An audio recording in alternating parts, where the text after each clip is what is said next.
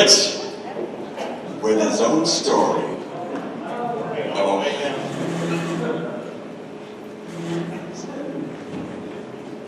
so I was asked to tell the story of why I'm such a hardworking, devoted, dedicated church leader, or as, to use the words Reverend Morgan taught me, Rich, why are you such a church nerd?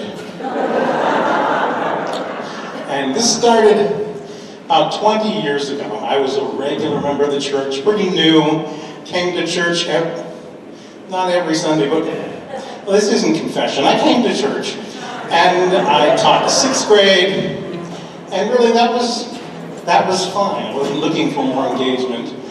When a person who I probably shouldn't name, Jay Wiley, comes up to me and says, would I be willing to chaperone the youth retreat that year? For those of you who don't know, every year at a local camp, nowadays it's Dark Waters, but back then it was Camp Conrad Weiser, all the youth get together and they bond for an extended weekend. And this was really not my kind of thing. Back then I didn't have any teenagers at home. I didn't know any teenagers. I didn't want to know any teenagers, really. And he said, well, you know, we have trained advisors and staff, and you'll just be a chaperone, an extra pair of adult eyes. And, you know, then as now, I'm a nice guy, a bit of a sucker. I said, sure, I'll do it. And I get there on a Friday night, and it's like he said, there's a campfire, other people telling stories. I get to eat marshmallows and listen. It's kind of nice. The next morning, we all get together and they divide us into groups. And they tell me, you go with those 7th and 8th graders to the high ropes course. I don't know what this is, but I don't care. I go with a bunch of people, and there is an actual advisor and a camp safety guy who's got a bunch of harnesses. And we get into a field, and there's this full-size telephone pole. And the guy starts explaining, and it's got these old-style wire handles that they used to have. And he says, what we're going to do is each of you will climb to the top, stand on the very top of the phone pole, and jump and grab that trapeze that's 5 or 6 feet out there. And I'm going, yeah, nobody's doing this. Nobody. But he's totally serious. And he's handing out these safety harnesses. He gives the first one to me, and I go, I'm just a chaperone. I'm just here to watch. But he's handing them out to everybody. Doesn't care what I'm saying. He comes back, and he starts using me as the model for how you put the harness on. And I am just a chaperone. I'm just here to watch. And he's using his outside voice. This strap goes here. You pull this one. He's not listening to a word I'm saying. And he makes his way down the line, making sure everybody's got these harnesses on. And then he comes back to me, and he pulls me over to the pole. And I'm ready to go, hey, and he leans in and says, I need to have an adult do this first. If you chicken out, half the kids won't do it.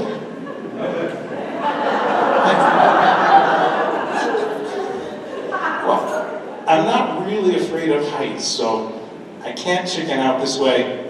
I'm going to do it.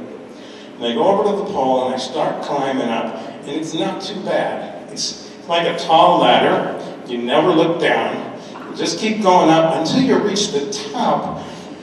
And then you have to somehow, without hands, get your feet on the top of this telephone pole. It's like a dinner plate, smaller. And you know, it's scary. You just have to make yourself do it.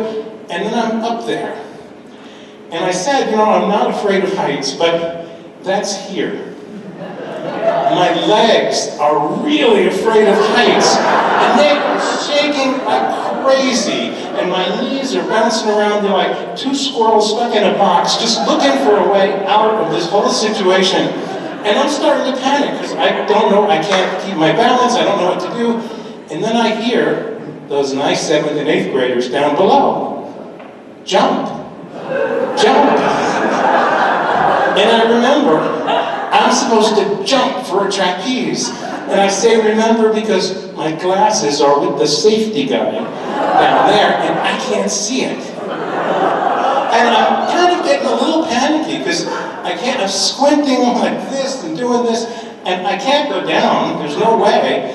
And so if I think I see a bar, I just take a breath and I leap. I fling myself out into the air, and it's just like in those movies where the good guy has to jump across from one building to the next. I hit that bar with my forearms, and it starts to bounce away, and I start to slide off, and then my arms are like two steel clamps. I just grab that bar. And I am hanging there with my eyes closed and my heart pounding, and I am not going to move until they lower me down. And they're wonderful down there. They're cheering and yelling and screaming, and then it gets quiet. And I hear the safety guy. He goes, "Let go." And I realize that this bar is not going anywhere.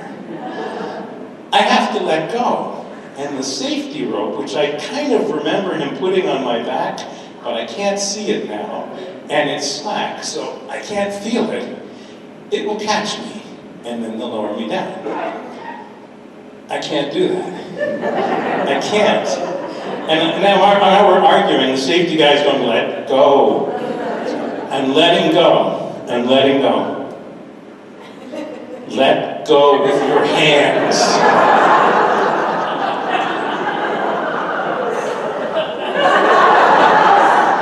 Now the other hand. And you think I'm fooling around. You think I'm fooling around, but I'm not. This is what your body does. When your brain is telling it to do something it knows it should not do. And I'm hanging there, and there's nothing left to do. I'm out of options. I have to do it. I scream, and I let go. And it's only like a foot of slack. In a millisecond, it catches me. I scream way more than a millisecond. And they lower me to the ground. And I am soaked in sweat, my heart's pounding, and all the youth come around, and there's hugs and high fives and back clapping and cheers. And in this whole experience, a couple of things changed for me. One, I was first in line for the next high ropes thing an hour later. And for years later, I was involved with 8th graders in the youth committee. I taught OWL for 4 or 5 years. It's a terrific group of people at that age. But the big thing is that I never ever turned up anywhere again and said, "I'm just here to watch." Now, if I'm here, I'm all in.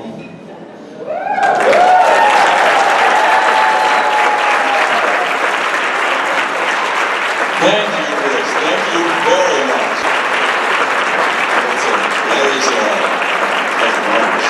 That was a great lead-in, perfect timing.